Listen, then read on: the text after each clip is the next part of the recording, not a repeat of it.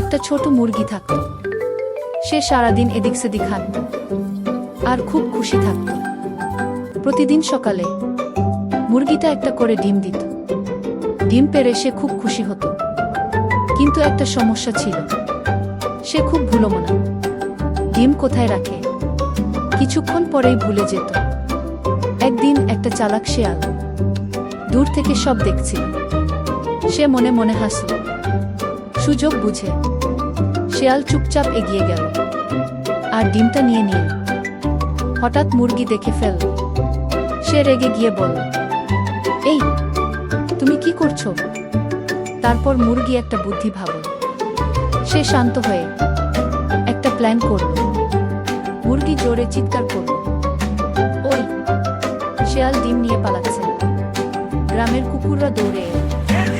মুরগি বলল, চলো দৌড় প্রতিযোগিতা করি। শেয়াল ডিম নিয়ে দৌড় শুরু করল। শেষে ভয় শেয়াল ডিম ফেলে পালায়।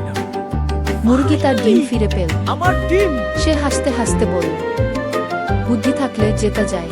ক্রিয়েটর আমাকে আমার ডিম ফেরত দিয়েছে, তাই আপনারা ওনাকে একটু খুশি করে দিন, চ্যানেলটিকে সাবস্ক্রাইব করে দিন।